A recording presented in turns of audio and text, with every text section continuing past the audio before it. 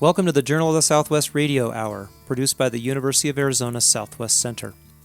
I'm Jeff Bannister. My interview today is with Laiken Jordahl, Borderlands campaigner for the Tucson-based Center for Biological Diversity. Mr. Jordahl's job is to bring attention to the threats of militarization, including wall construction, to people and places across the U.S.-Mexico borderlands region.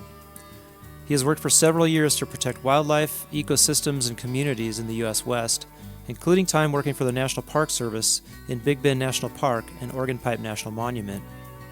He was also a legislative fellow in the U.S. House of Representatives and for 2 Arizona congressional representatives. Jordahl now spends much of his time on the border, filming and otherwise documenting the accelerated destruction of what is, for so many of us who live in this region, nothing less than hallowed ground. So Laiken Jordahl, thanks so much for joining us on Journal of the Southwest Radio Hour. My pleasure. I wish I could be there in person with you, Jeff.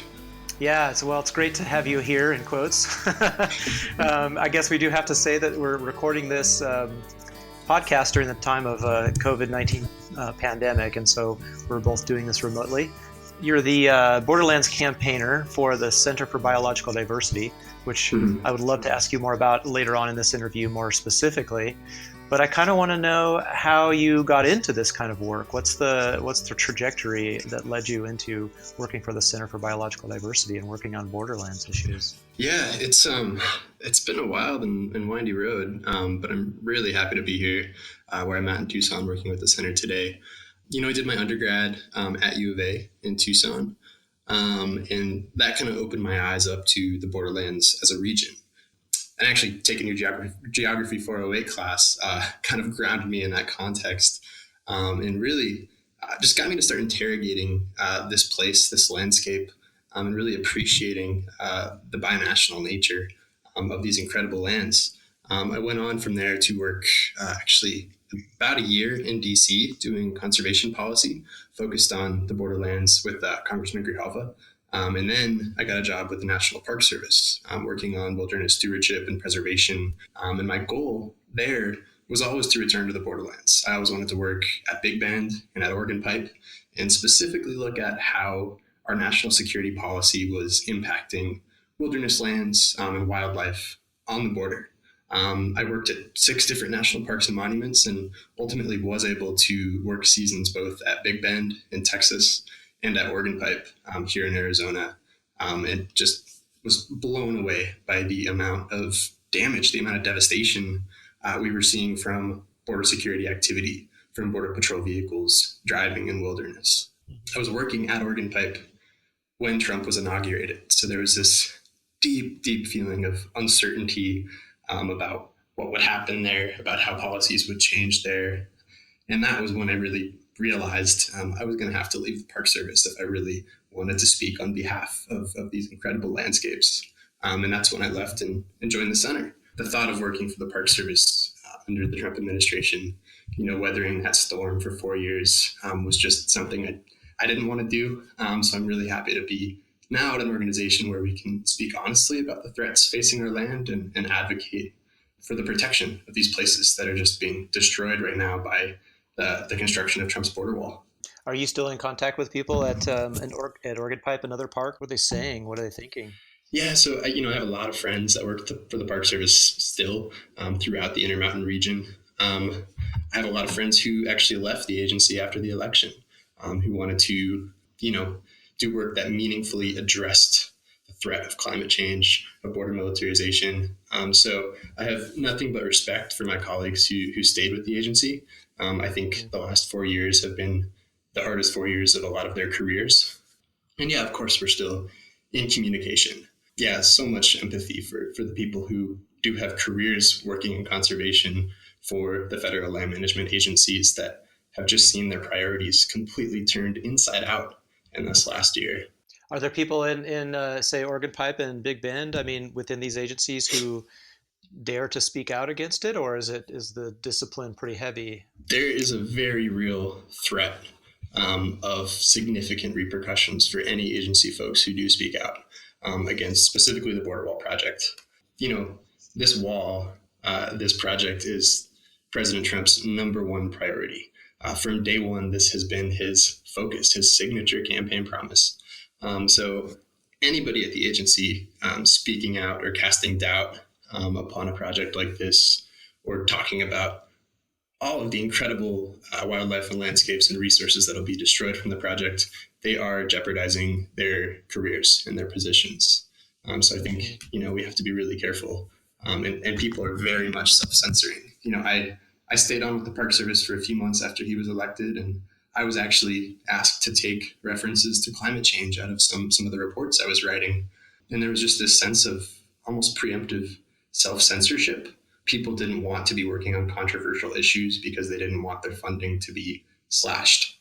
So I'm really excited for a day when federal land managers and scientists don't have to censor themselves, don't have to live in fear of repercussions. But we are far from that day right now.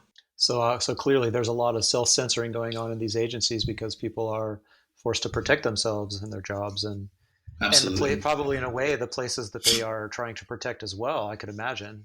Yeah, I mean, there are people at Oregon Pipe who have dedicated their entire careers to protecting the unique desert landscape there, to protecting the cultural resources, endangered species like the Sonoyta mud turtle and the Quito pupfish. There are people who have spent decades working in that landscape trying to preserve it, and their hearts are cracking wide open right now, watching all of the devastation. Yeah, no kidding. Like so many of us who live in this region and outside of it, of course, too. Mm-hmm. So you, in your course of studies, were you a geography major? I can't remember. Or were you environmental studies? I did the international studies program, so I was able to focus Okay. on conservation, habitat management in Latin America. So you had by working for these different parks, then I mean, after you graduated, seems like you had a chance to kind of get an overview of the state of the parks and also Mm-hmm. the nature of the threats, right? Coming from both the federal government and Mm-hmm. from other areas, from U.S. politics, probably more broadly. Mm-hmm. And so, can you say so? Based on what you had learned in school and the things that you were thinking about, what was the contrast, if any, between what you had learned and actually what you saw once you were kind of able to get on the ground and work in these places like Big Bend, for instance, or Oregon Pipe? Yeah, I mean, I think there's no substitute for seeing the place for yourself. We learned so much in school about how interconnected these regions are, these ecosystems, these communities, these economies. But when you actually go take a swim in the Rio Grande River in Santa Elena Canyon in Big Bend, and your body's floating across this invisible line that is the border, which is defined by the deepest channel of the river, there's no substitute for the real thing. And I think, nothing I learned in school could have prepared me or anyone else probably for the Trump administration. I Hmm. never thought we would live in an era where the majority of the science and a lot of the work that we were doing to address climate change, which I consider the biggest existential threat to human and animal life, that's all being censored now. So yeah, it was really interesting to kind of start my career under Obama, with the federal government, have this immediate switch of priorities of tone, to that of the Trump Pence administration. And when you started at the Park Service, what was your kind of state of mind in terms of your looking at, kind of imagining the arc of your career if you were doing that at the time? Hmm. I kind of saw two possible paths. One was actually being, having a career with the government, with the Park Service, working on wilderness stewardship policy, which I'm still super passionate about. The other possible arc, which I have ended up taking, was kind of using this knowledge and this information that I had learned about how these agencies function, how these agencies craft environmental policy, and working for an environmental organization that is going to actively push the policy in the direction that it needs to go to protect wilderness and protect wildlife. And as soon as Trump came into office, I knew that was the option that I would end up following. Yeah, you got a big push. Fair to say. A tidal wave push, yeah. When did you start working for the Center for Biological Diversity? It's been 2 or 3 years. Yeah, I started with the center on my 26th birthday, September 2017. So coming up on 3 years. Wow, and so you've been with the organization obviously at a crucial moment for what it's doing and focusing on, and an incredible time in Mm-hmm. the world. Tell me a little bit about how you as an organization are approaching the destruction of these environments in preparation for the construction of, or in the construction of the border wall. What's your approach? What can be done? Yeah, so the center, I think first and foremost, we litigate, we file many lawsuits to make sure that the government is following its own laws to protect endangered species, to protect wilderness lands. So we've done a lot of litigation. We filed more than half a dozen lawsuits against Trump's border wall, against different aspects of wall construction. But we do a lot more than that. We also have a large creative media campaign, and that's really what my job is focused on: is speaking out on behalf of these lands, of the wildlife, and just helping convey to people what's at stake.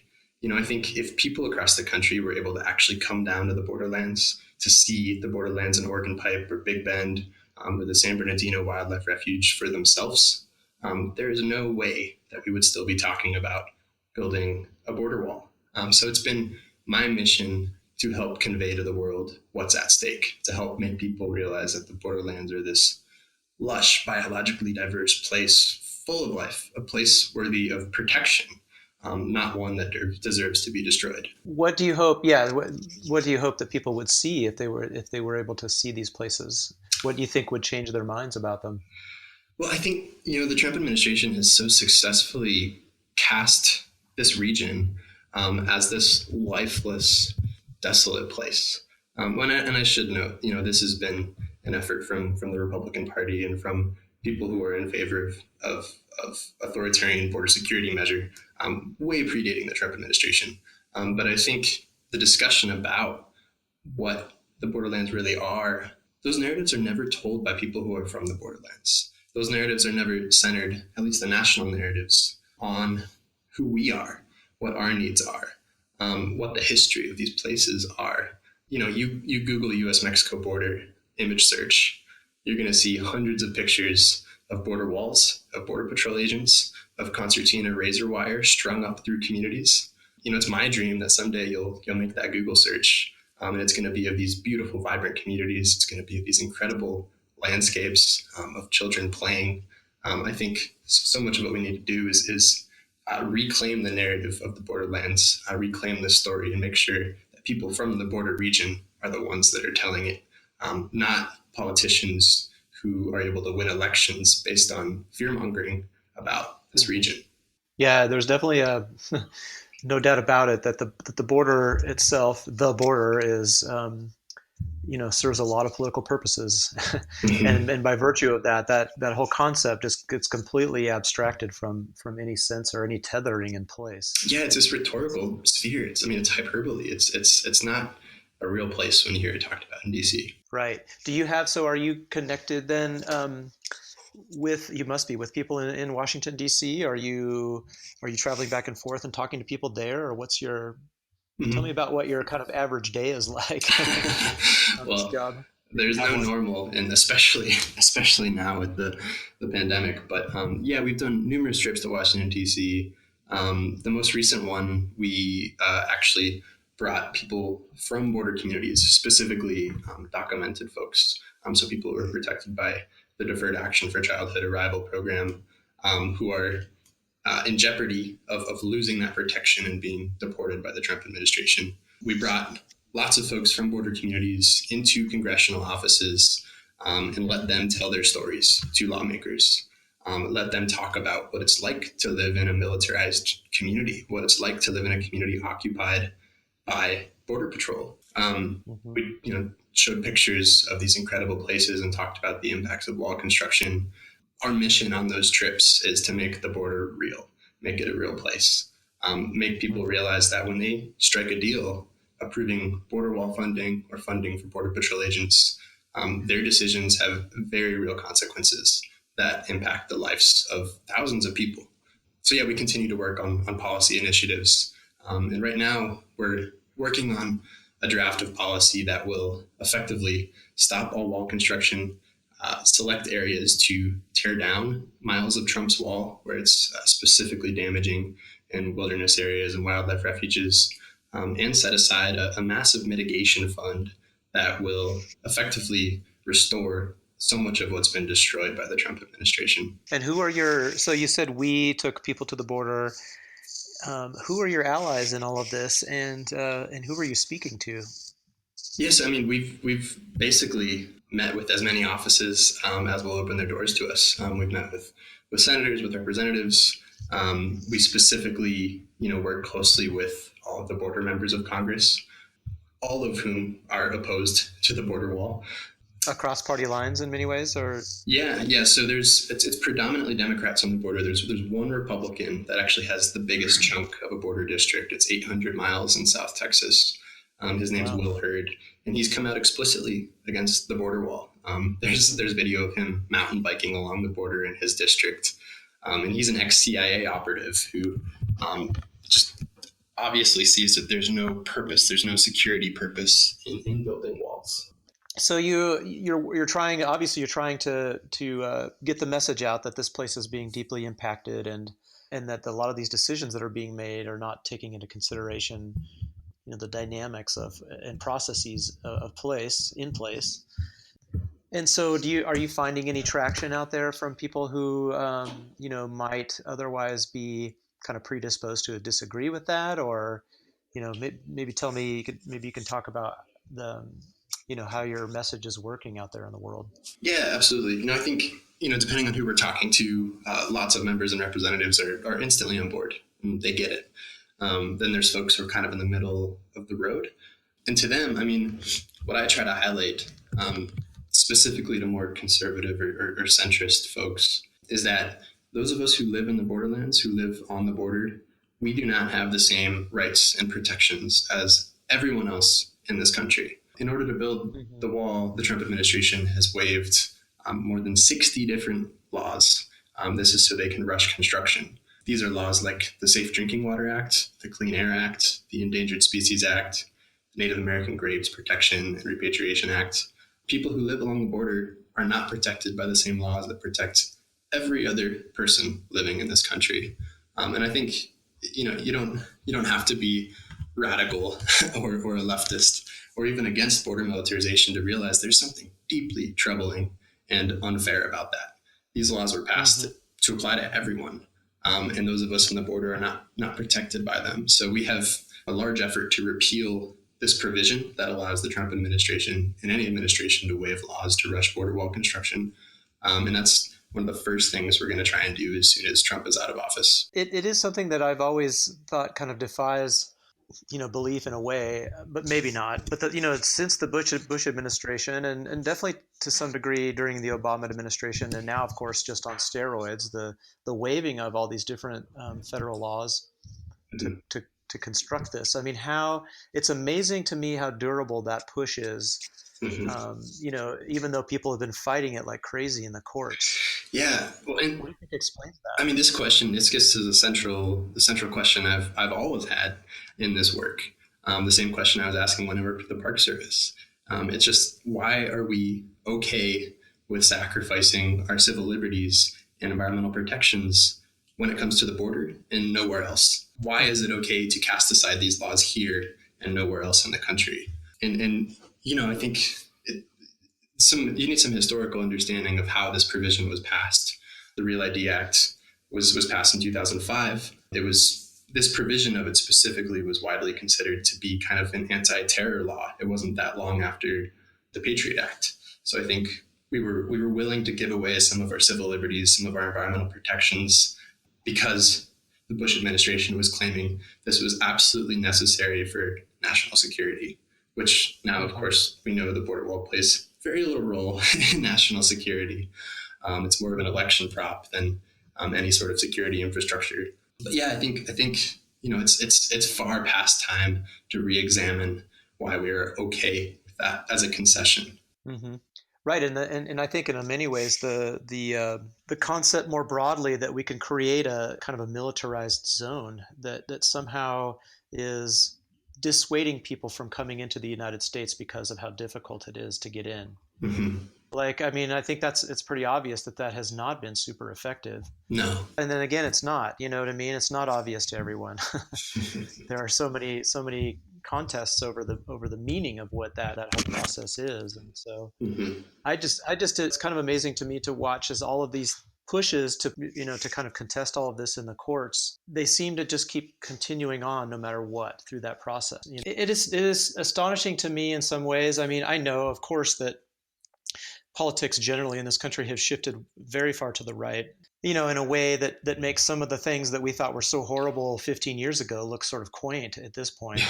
But I've also sort of watched with amazement as challenge after challenge like this that makes it to some degree into the court system Yeah.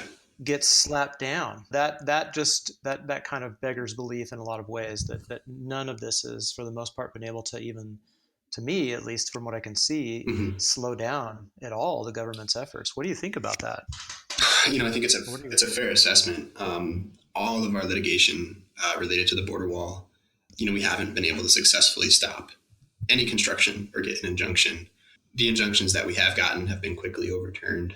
Mm-hmm. We're currently asking the Supreme Court to hear our case challenging this waiver authority because it's quite clear from the way the law was written that it was never intended to exist in perpetuity. Uh-huh. If they do decide that this waiver is allowed to exist in perpetuity, that precedent would just be a horrifying precedent to set for this entire region. You're basically saying, okay, border communities don't ever deserve the same protections as everyone else. So yeah, I think you're right. Because of this waiver authority, all of the tools in our toolkit that we would normally use to stop a project like this are unavailable to us. We can't sue over the Endangered Species Act. We can't sue over the Clean Water Act. Border Patrol has been given a blank check to destroy as much of the borderlands as they want with no legal repercussions because of this waiver. None of this wall construction that's happening now could be happening if the waiver wasn't in place. That's really interesting. So in a way, you kind of lose, but especially around the Endangered Species Act, you lose a primary tool in the toolkit of organizations like the Center for Biodiversity, that are pushing for proper enforcement of that national legislation. Mm-hmm. So I know you kind of alluded to this earlier, but what is then your legal tack? And I mean, I don't want to get us bogged down too much. I know this is not exactly your area, but I think it seems like listeners would be keen to kind of know, like, what then do you pick up as a tool in the place of that? Certainly, yeah. Well, first off, we're challenging the very constitutionality of that waiver authority, which we believe is wildly unconstitutional. Other than that, we're challenging different aspects of construction that aren't subject to the legal waiver. We're continuing to challenge the Department of Homeland Security over their total lack of environmental compliance in their other activities. They haven't done an environmental assessment of their overall actions for 20 years. It's far past time for them to actually assess the impacts of their enforcement actions across the board. There are 20,000 Border Patrol agents that are operating in many cases in wilderness lands and sensitive environmental habitats. They need to actually assess the impacts of their actions. So we do have litigation over that. But, as I mentioned before, so much of our role now is this role of bearing witness to the destruction, is this role of storytelling. I see so much value in this work, even though it can feel really hopeless right now. The more that we get these stories out there, the more that we change the national narrative about the borderlands, the easier it will be to stop all wall construction as soon as Trump's out of office. The easier it will be to justify tearing down miles of wall that were built in wilderness areas and wildlife refuges. So we're in it for the long game. And while we're still fighting in the courts, we're also doing this big public awareness campaign that I think is so important right now.